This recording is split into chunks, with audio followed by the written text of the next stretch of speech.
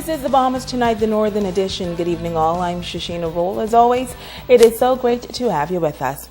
Topping the news tonight, major renovations are on tap for the Rand Memorial Hospital. The Minister of Health making the announcement today. Megan Shepard has our top story. Minister of Health, the Honorable Dr. Perry Gomez on Grand Bahama to announce another phase in the transformation of healthcare on this island. Expansion plans are on the drawing board for the Rand Memorial Hospital, and Minister Gomez says it is evidence of the government's commitment to improving the delivery and quality of healthcare. It is expected that at the end of the project, the Rand Memorial Hospital will have increased its capacity by 19 beds, relocated and enhanced physiotherapy and occupational therapy departments. For the first time, since the Rand became a public health facility, a new private suite will be a reality. Create a state-of-the-art new infectious disease unit.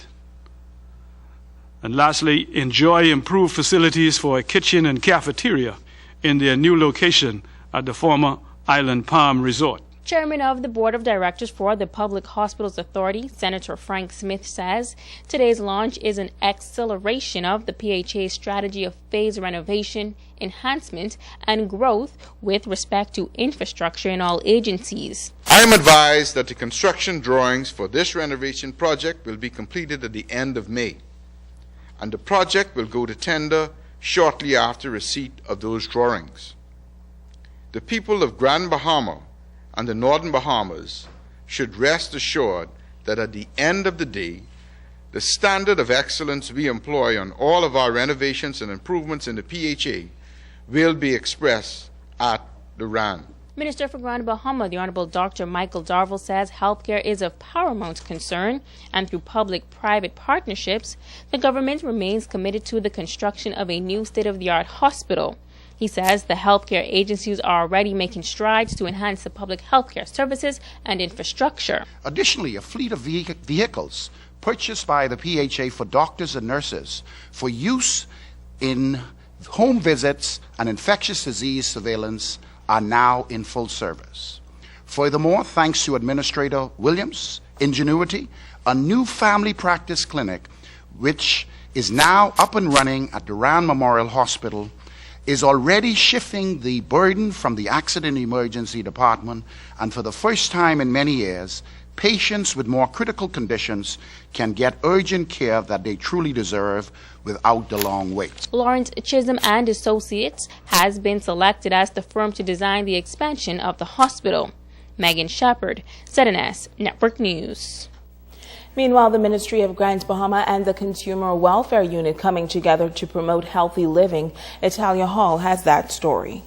Consumer rights for healthy foods, that's the theme of the Consumer Welfare Unit Consumer Education Month.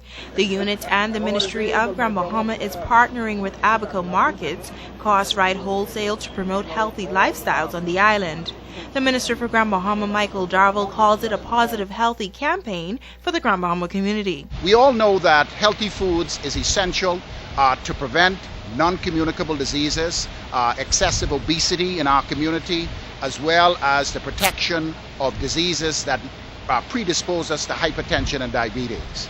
As we come into the shopping areas throughout our island, it's important for the community to realize that we should also be in the aisles where we purchase fresh fruit, fresh vegetables, and food that will do our bodies good. Senior Price Inspector with the Department of Consumer Affairs, Reno Smith, is encouraging members of the public to practice healthy eating. Eat right. Participate in a little exercise. I know I might not be the poster boy for such a campaign this morning, but we're all doing our best to promote healthy lifestyles. Eat healthy. Stop eating inferior products. We say to you as consumers, you have the right to insist on quality products being made available for consumption. And so if you go to a food store establishment and you see specials, so-called specials being displayed in trolleys, dent cans, expired food products, we encourage you to think about your health.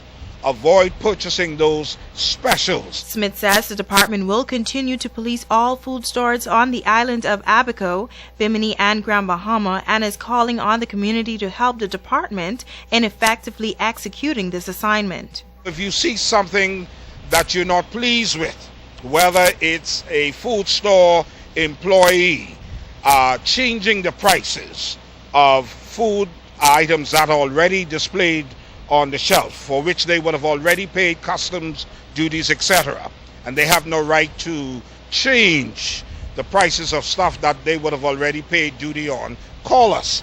The department is hoping that the concentration on healthy eating will extend beyond the month of March and that it fosters an overall lifestyle change. Reporting for ZNS Network News, I'm Natalia Hall. Well, a group of young Bahamians hoping to become employed with the Grand Celebration are now going through the training process. Sabrina Brown tells us that the program is intense, but those who are successful will be offered employment. The 50 young Bahamians who were recruited by the Grand Celebration several weeks ago have not been officially hired. President of the Bahamas Paradise Cruise Line, Charlie Kinnear, says the prospective seafarers must go through a rigorous process before they can be engaged. They still have a lot of training to do. They got to do their hospitality training, they got to have medicals, and then they will do their final what we call STCW training, which is their shipboard training that they have to have. The actual STCW training is 40 hours, so 5 days. Some of the other courses are a week to 10 days, depending on what position they want and they're trying to get. Kinnear says the intense training will be carried out at various locations. Their final training for this ship will be on this ship, but their overall maritime training is being done starting in Nassau, and then it's going to be shifting here into Grand Bahamas as well through the training centers. So not only are we training the people to come on board, the jobs are also being provided for the training companies, the agencies. It's going to be very good for the islands in general. Vice President of Marine Operations George Zeitler says a number of positions are available to the 50 candidates. At the moment, we are looking for any positions in the hotel side of our operations. It could be anywhere from the galley staff, cooks, and so forth, restaurants, waiters, waitresses, bartenders, bar servers, all the way through our spa. While other Bahamians have been employed with the celebration in the past, this is the first group to be taken on through this joint effort between Bahamas Paradise Cruise Line and the government. Sabrina Brown, ZNS Network News. So that's the Bahamas Tonight. The Northern Edition continues right after this.